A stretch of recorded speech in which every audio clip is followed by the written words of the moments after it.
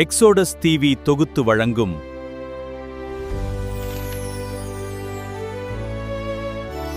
அருளுரை துளிகள். அன்பான சகோதர சகோதரிகளே, இயேசு கிறிஸ்துவின் இனிய நாமத்தில் எக்ஸோடஸ் டிவியின் அருளுரை துளிகள் நிகழ்ச்சிக்கு உங்களை அன்புடன் வரவேற்கிறோம். இந்த நிகழ்ச்சி உங்களுக்கு ஆசீர்வாதமாக இருந்தால் எங்கள் சேனலை சப்ஸ்கிரைப் செய்து லைக் மற்றும் ஷேர் செய்து மற்றவர்களும் தேவனுடைய வார்த்தையால் ஆசீர்வாதம் பெற உதவுங்கள். கர்த்தருடைய நாமம் மகிமைப்படுவதாக. ஆண்டவராகிய இயேசு கிறிஸ்துவினுடைய இனிய நாமத்தினாலே அன்பின் வாழ்த்துக்கள். இன்றைக்கு காலை வேளை தியானத்திற்காக நாம் தெரிந்து கொண்ட வேதாகம பகுதி 1 தீமோத்தேயுனுடைய புத்தகம் 2வது அதிகாரம், அதனுடைய 5, 6 மற்றும் 7வது வசனங்கள் நான் வாசிக்கிறேன். தேவன் ஒருவரே, தேவனுக்கும் மனுஷருக்கும் மத்தியஸ்தரும் ஒருவரே, எல்லாரையும் மீட்கும் பொருளாக தம்மை ஒப்பு கொடுத்த மனுஷனாகிய கிறிஸ்து இயேசு அவரே. இதற்குரிய சாட்சி ஏற்ற காலங்களில் விளங்கி வருகிறது. இதற்காகவே நான் பிரசங்கியாகவும் அப்போஸ்தலனாகவும் புறஜாதிகளுக்கு விசுவாசத்தையும் சத்தியத்தையும் விளங்க பண்ணுகிற போதகனாகவும் நியமிக்கப்பட்டிருக்கிறேன். நான் பொய் சொல்லாமல் கிறிஸ்துவுக்குள் உண்மையை சொல்லுகிறேன் அப்படின்னு நம்ம வாசிக்கிறோம். இந்த 3 வசனங்களை நாம புரிந்து கொள்ளணும் அப்படின்னா முதல் 4 வசனத்துல என்ன சொல்லப்பட்டிருக்குன்றது நமக்கு தெரியணும். நம்ம ஏற்கனவே சிந்திச்ச பிரகாரமாக முதல் 4 வசனத்துல பவுல் என்ன செய்கிறார் அப்படின்னா, விசுவாசிகளை பார்த்து நீங்கள் உலகத்தில் இருக்கக்கூடிய எல்லா மனுஷர்களுக்காகவும் நீங்கள் ஜெபியுங்கள் என்று சொல்லுகிறார். அதே போல பொறுப்பிலே இருக்கக்கூடிய ஹூ ஆர் இன் அத்தாரிட்டி, அதிகாரத்தில் இருக்கக்கூடியவர்களுக்காக நீங்கள் ஜெபியுங்கள் என்று சொல்லி முதல் 2 வசனத்திலே சொல்லுகிறார். 3 மற்றும் 4வது வசனத்திலே அது கர்த்தராகிய இயேசு கிறிஸ்துவினுடைய சித்தமாக இருக்கிறது என்று சொல்லி அவர் சொல்லுகிறார். எல்லா மனுஷர்களும் ரட்சிக்கப்பட வேண்டும், அவர்களுடைய ரட்சிப்புக்காக நாம் ஜெபிக்க வேண்டும். சரியா? அது இயேசு கிறிஸ்துவினுடைய சித்தமாக இருக்கிறது, பிதாவாகிய தேவனுடைய சித்தமாக இருக்கிறது என்று சொல்லி இங்கே பவுல் சொல்லக்கூடியவராக இருக்கிறார். அதை தாண்டி தான் அவர் என்ன சொல்றாரு அப்படின்னா அடுத்த பாயிண்ட்ஸ் எல்லாத்தையுமே சொல்றாரு. ஸோ இங்க இயேசு கிறிஸ்துவனுடைய மனநிலை என்ன என்பதை நம்மளால புரிந்து கொள்ள முடிகிறது. அந்த 5வது வசனத்துல குறிப்பாக என்ன, இயேசு கிறிஸ்து அவர் நமக்கும் தேவனுக்கும் நடுநிலையாக இருக்கக்கூடிய ஒரு நபராக இருக்கிறார் என்பதை இந்த இடத்துல பவுல் நமக்கு குறிப்பிட்டு காட்டுறாரு.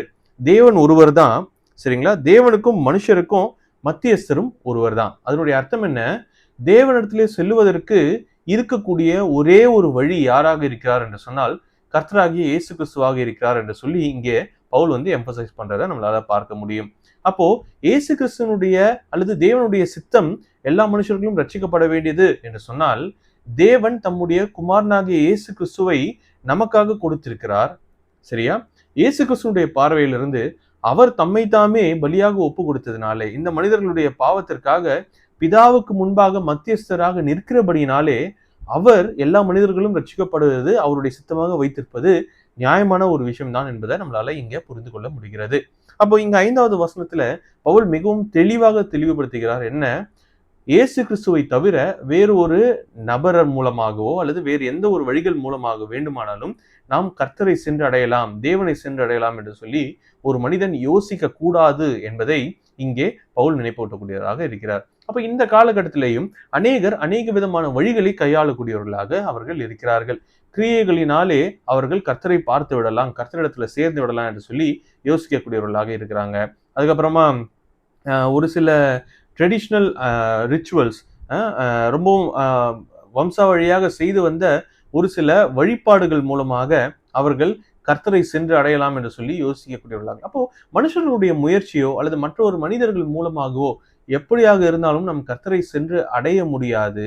நாம் கர்த்தரை சென்று அடைவதற்கான ஒரே வழி இயேசு கிறிஸ்துவாக இருக்கிறார். ஏனென்று சொன்னால் நம்முடைய பாவிகளாக இருக்கக்கூடிய மனிதர்களுக்கும் பரிசுத்தமாக இருக்கக்கூடிய கடவுளுக்கும் நடுவாக இருக்கக்கூடிய மத்தியஸ்தர், சரியா, வழி, அவர்களை கொண்டு சேர்க்கக்கூடிய அந்த அம்பாசிடர் வேலையை பார்க்கிறது யாருன்னு சொன்னா கர்த்தராகிய இயேசு கிறிஸ்துவாக இருக்கிறார் என்பதை இந்த இடத்துல பவுல் நமக்கு நினைப்பூட்டக்கூடியவராக இருக்கிறார். 6வது வசனத்திலே நாம் வாசிக்கும் பொழுது இயேசு கிறிஸ்துவனுடைய ஓனர்ஷிப், சரிங்களா, இயேசு கிறிஸ்துவனுடைய ஓனர்ஷிப்.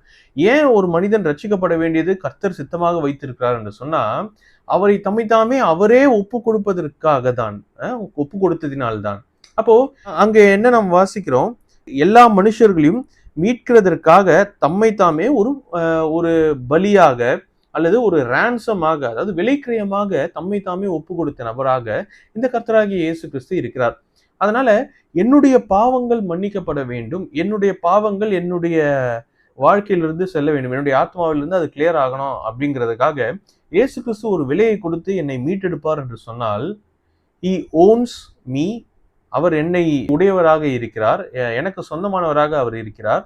அதே நேரத்தில் நான் ரட்சிக்கப்பட வேண்டும் என்று சொல்லி அவருடைய சித்தம் என்னுடைய வாழ்க்கையிலே நிறைவேற்ற வேண்டியது என்னுடைய பொறுப்பாக இருக்கிறது. அவருடைய ரட்சிப்புக்கு, அவருடைய அந்த மீட்கும் பொருளுக்கு நான் பதில் கொடுக்க வேண்டியது, என்னுடைய ரெஸ்பான்ஸை நான் செலுத்த வேண்டியது அவசியமாக இருக்கிறது.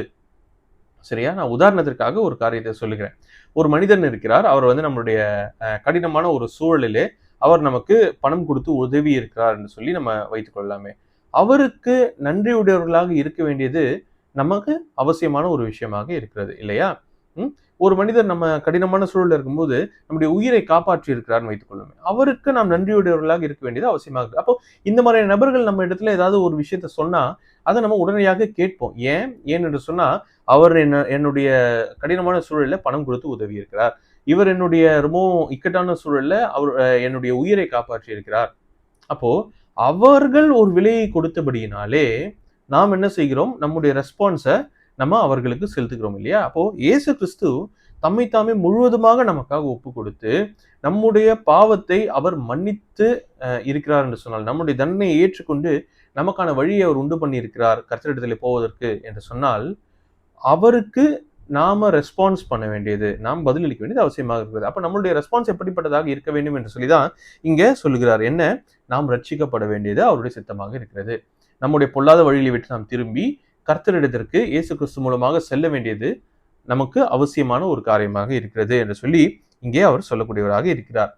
அதே நேரத்தில் 7வது வசனத்திலே நாம் வாசிக்கும் பொழுது இதுல இருந்து நான் 2 காரியங்களை நான் சொல்ல வேண்டும் என்று சொல்லி நான் விரும்புகிறேன். முதலாவது விஷயம் என்னவென்று சொன்னா, இங்க கர்த்தர் சில பேரை இங்க ஏற்படுத்துகிறார் இல்லையா? இங்க இந்த இடத்தை பொறுத்த வரைக்கும் பவுலை ஏற்படுத்துகிறார். எப்படியாக? பிரசங்கியாக, அப்போஸ்தலனாக, புறஜாதிகளிடத்திலே விசுவாசத்தை கொண்டு போய் சேர்க்கக்கூடியவராக, சத்தியத்தை கொண்டு போய் சேர்க்கக்கூடியவர்களாக, அவர்களுக்கு அதை விளங்க செய்யக்கூடிய ஒரு போதகனாக இங்கே யார் நியமிக்கிறார் என்று சொன்னால், கர்த்தர் நியமிக்கக்கூடியவராக இருக்கிறார். சரிங்களா? அப்போ ஒரு மனிதனுக்கு சுவிசேஷம் சொல்ல வேண்டும் அல்லது அவர்களுக்கு போதிக்க வேண்டும் என்று சொன்னால், கர்த்தர் நேரடியாக அதை கொடுக்கக்கூடியவராக இருக்கிறார், நியமிக்கக்கூடிய நபராக அவர் இருக்கிறார். அப்படின்னா இதனுடைய உடனே எல்லாருமே சுவிசேஷம் அறிவிக்க கூடாதா அப்படிங்கிற மாதிரியான கேள்விக்குள்ள நம்ம வர வேண்டாம். நான் சொல்ல வரக்கூடிய விதம் என்னவென்று சொன்னால், கர்த்தர் நியமித்து நாம் செய்யும் பொழுது அதற்கான பலனை கர்த்தர் கொடுக்கக்கூடியவராக இருக்கிறார். அதை நான் இந்த வகையில சொல்ல விரும்புகிறேன். மற்ற மனிதர்களை கர்த்தரிடத்திலே திருப்புகிறோம் என்கிற அந்த பலனை நாம் அனுபவிக்க வேண்டும் என்று சொன்னால், கர்த்தரிடத்திலே பொறுத்து அதை நாம் பெற்றுக்கொள்ள வேண்டியது அவசியமாக இருக்கிறது. சரிங்களா? இரண்டாவதாக நான் இந்த வசனத்திலிருந்து சொல்ல விரும்பக்கூடிய காரியம் என்னவென்று சொன்னா, நாம் யாவருமே என்ன செய்ய வேண்டும், கர்த்தராகிய இயேசு கிறிஸ்துவை மற்றவர்களிடத்துல போய் சொல்லக்கூடியவர்களாக நாம் இருக்க வேண்டும். அதுதான் இங்க பவுல் செய்கிறார் இல்லையா? புறஜாதிகளுக்கு அவர் போய் கிறிஸ்துவை அறிவிக்கக்கூடிய ஒரு நபராக இந்த இடத்திலே மாறுகிறார். அதனாலதான் இதற்காக நான் வந்தேன், அதற்காக தான் என்னை நியமித்திருக்கிறாரு, நான் இயேசு கிறிஸ்துவை குறித்து உலகம் எங்கும் கொண்டு போகிறதற்கான ஒரு நபராக தான் கர்த்தர் என்னை நியமித்து வைத்திருக்கிறார் என்பதை பவுல் புரிந்து கொண்டார் இல்லையா அவருடைய வாழ்க்கையில. அப்போ நாமும் ரட்சிக்கப்பட்டு இருக்கிறோம், நாமும் கர்த்தரை நம்புகிறோம், அவரிடத்திலிருந்து நன்மையை பெற்றுக்கொண்டு இருக்கிறோம் என்று சொன்னால், எல்லா மக்களுக்கும் இயேசு கிறிஸ்துவை கொண்டு போய் சேர்க்கக்கூடிய பெரிதான அந்த பொறுப்பையும் நம்மளுடைய வாழ்க்கையில அவர் மூலமாக நாம் பெற்றுக்கொண்டு இருக்கிறோம். அதனால இந்த வேலையை செய்வதற்காக நம்மை கர்த்தர் ஏற்படுத்தி இருக்கிறார். அப்போ இந்த உலகத்திலே நாம் வாழுகிற சந்தர்ப்பமாக இருக்கட்டும், நாம மீட் பண்ணக்கூடிய, நாம் சந்திக்கிற மக்களாக இருக்கட்டும், நமக்கு கொடுக்கப்பட்டிருக்கக்கூடிய வேலையாக இருக்கட்டும், நம்ம வாழக்கூடிய வீட்டிற்கு அருகாமையில் இருக்கக்கூடிய மக்களாக இருக்கட்டும், யாராக இருந்தாலும் சரி, இது எல்லாம், அதாவது என்னை கர்த்தர் ரட்சித்திருக்கிறார் என்று சொன்னால், என்னை அந்த இடத்திலே வைத்திருக்கிறதற்கான நோக்கம் அவருடைய நோக்கத்தை நிறைவேற்றுவதற்காக என்பதை நாம் புரிந்து செயல்பட வேண்டும். சரியா? அப்போ நம்ம நிறைய நேரங்களில் சொல்றோம், நான் வேலையோடு கூட சேர்ந்து கிறிஸ்துவை அறிவிக்கிறேன். இல்ல, நம்முடைய ஸ்டேட்மெண்ட் எப்படி இருக்கணும் அப்படின்னா, இது வாயின் வார்த்தையாக இல்லை, பட் நம்மளுடைய நடைமுறையான வாழ்க்கை எப்படி இருக்க வேண்டும், நான் கிறிஸ்துவை அறிவிக்க வேண்டியது என்னுடைய கடமையாக இருக்கிறது, அதற்கு எனக்கு இந்த வேலை உதவுகிறது. நான் கிறிஸ்துவை அறிவிக்க வேண்டியது என்னுடைய கடமையாக இருக்கிறது, அதற்காக கர்த்தர் என்னை இந்த பகுதியிலே வைத்திருக்கிறார். நான் கிறிஸ்துவை அறிவிக்க வேண்டியது என்னுடைய கடமையாக இருக்கிறது, அதற்காக நான் இந்த மனிதனை சந்திக்க முடியாக, இந்த மனிதனோடு கூட ஒரு பழக்கம் ஏற்படும்படியாக கர்த்தர் எனக்கு வைத்திருக்கிறார் என்கிற அந்த சிந்தையுடையவர்களாக நாம் எப்பொழுது மாறுகிறோமோ அப்பொழுது we will find results in our ministry. நம்முடைய ஊழியத்திலே நமக்கு ரிசல்ட்ஸ் கிடைக்க ஆரம்பிக்கும்.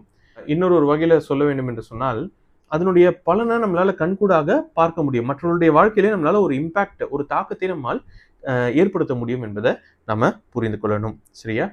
அப்போ கர்த்தராகிய இயேசு கிறிஸ்து எல்லா மனிதர்களும் ரட்சிக்கப்பட வேண்டும் என்று சொல்லி அவர் விரும்புகிறார் என்று சொன்னால், அவரையே கொடுத்தபடியினாலதான். So we owe to him. நாம் அவருக்கு கடனாளிகளாக இருக்கிறோம் என்பதை நாம மறந்துவிடக் கூடாது. அப்ப இயேசு கிறிஸ்துவினுடைய ரத்தத்தினாலே நாம் மீட்கப்பட்டிருக்கிறோம் என்று சொன்னால், நாம் ரட்சிக்கப்படுவதற்கு கடனாளிகளாக இருக்கிறோம். அவருடைய சுவிசேஷத்தை மற்றவர்களுக்கு அறிவிப்பதற்கும் நாம் கடனாளிகளாக இருக்கிறோம். வரக்கூடிய நாட்களிலே பரிசுத்த ஆவியானவருடைய உதவியோடு கூட சேர்ந்து நாம் இயேசு கிறிஸ்துவை உலகத்தில் இருக்கக்கூடிய எல்லா மக்களுக்கும், அட்லீஸ்ட் நம்மோடு கூட பழகக்கூடிய, நம்மை சுற்றி இருக்கக்கூடிய நம்முடைய நண்பர்கள், உறவினர்கள் எல்லாருக்குமே இயேசு கிறிஸ்துவை குறித்து சொல்லுவதற்கு கர்த்தர் நமக்கு உதவி செய்வாராக. கர்த்தருடைய நாமம் மாத்திரமே மகிமைப்படுவதாக. ஆமென்.